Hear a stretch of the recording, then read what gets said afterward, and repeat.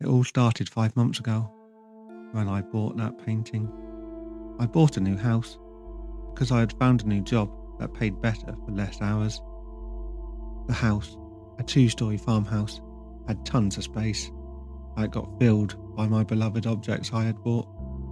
However, there was still space that needed to be filled. So I decided to drop by the local Goodwill and find items that would fit my house. The parking lot was not full as usual, probably because it was 10 in the morning, but I decided to head on in. I found some pretty neat items, including a vase, chair, couch pillows, a mat, a welcome sign, pots, fans, and a painting. The painting was not one of those random paintings someone usually gives to Goodwill. It was a portrait of a random person, a man of sorts. I, however, needed space to fill, so I made a last-second purchase on it. After I hauled everything in, I decided to put the painting in the hallway.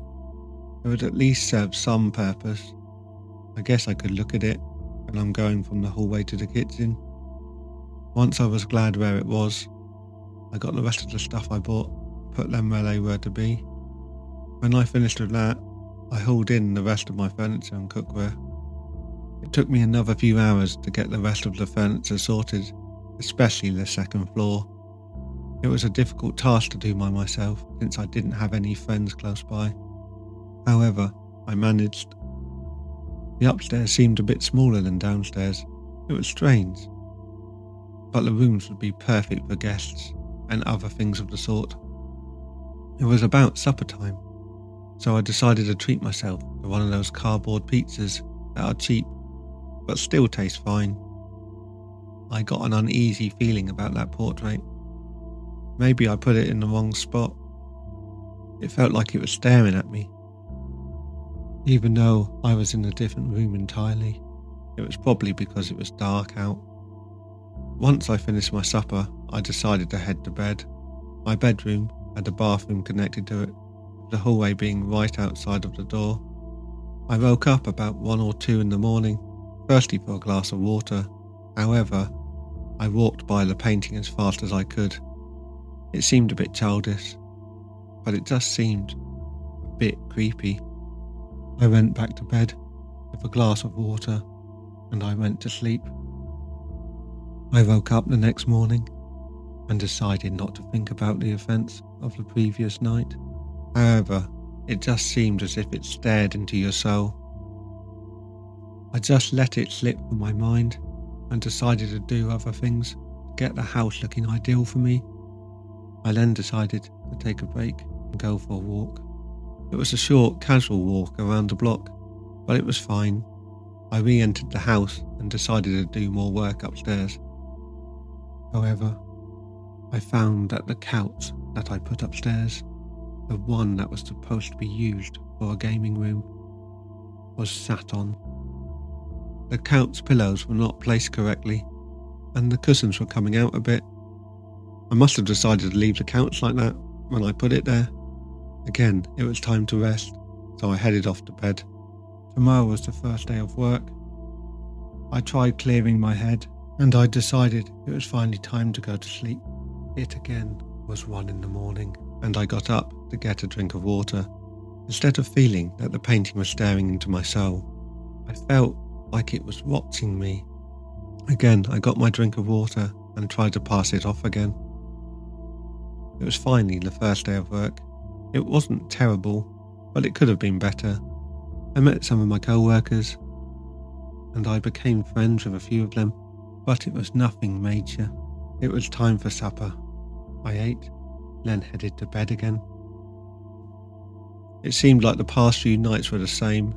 I decided just to sleep, and if I wanted a drink of water, I could wait until morning. I again woke up at 1 in the morning to hear sounds of thumping and shuffling from upstairs.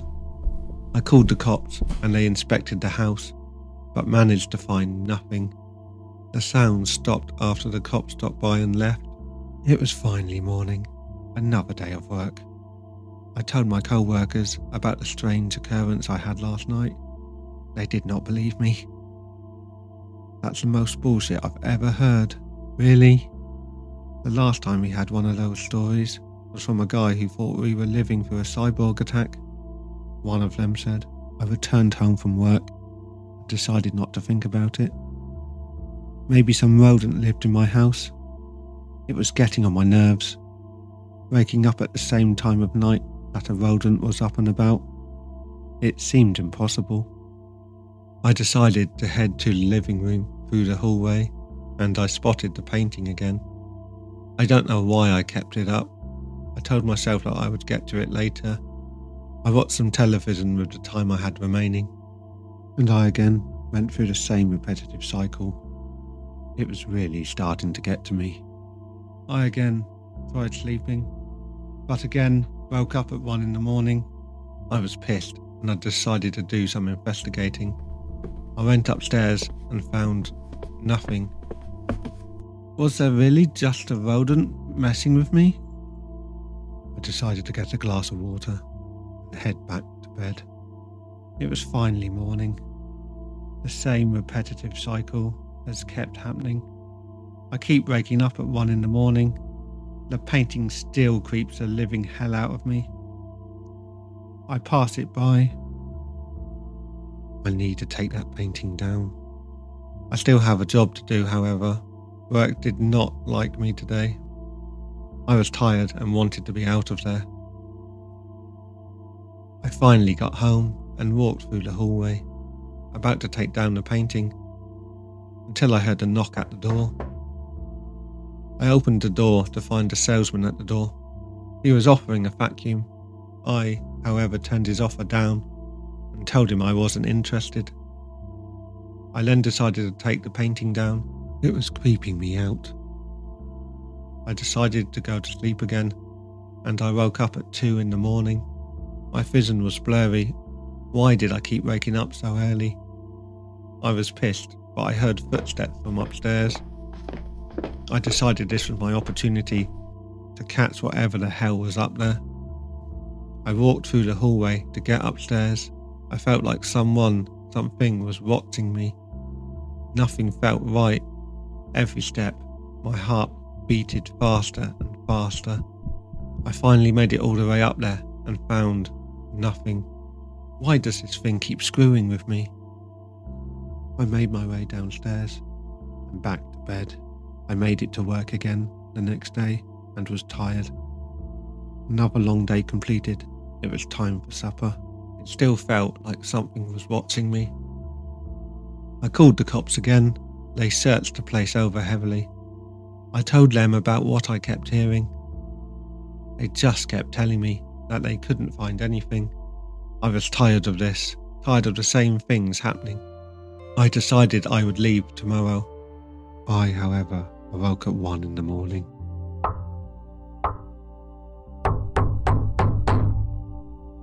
It was at my bedroom door. I was out of that place. I was not having this anymore. I was freaked the hell out, and I left immediately. I drove out of there as fast as possible and found a motel out of town I could stay at. I woke up the next morning and headed to work. I finally felt I could do my job. When I got back to the motel, everything felt off. The walls looked the same as the place I'd just escaped. The floor, the exact same. The ceiling, the kitchen, the living room, the television, all the same. I left, feeling I couldn't escape the place I wanted to leave. I drove to a new town. I wanted to go as far as I possibly could to escape that place. I wanted to find a place I could live without feeling watched. I found a new town and new property. I contacted the realtor who was selling the house. They seemed nice and friendly. I decided to get all my things together and move. I moved because the house seemed nice and there were new job opportunities. I bought a new house because I found a new job that paid better for less hours. The house, a 2-story farmhouse, had tons of space that got filled by my beloved objects I'd bought. However, there was still space that needed to be filled. So I decided to drop by the local Goodwill find items that would fit my house. The parking lot was not full as usual, probably because it was 10 in the morning, but I decided to head on in. I found some pretty neat items, including a vase, chair, couch pillows, a mat, a welcome sign, pots, pans, and a painting. Why is purgatory a living hell? I hope you enjoyed that story. That was called The Painting in the Hallway by Arztiser. If you want to check out any more of their stuff, the link is in the description below. What would you have done in that situation?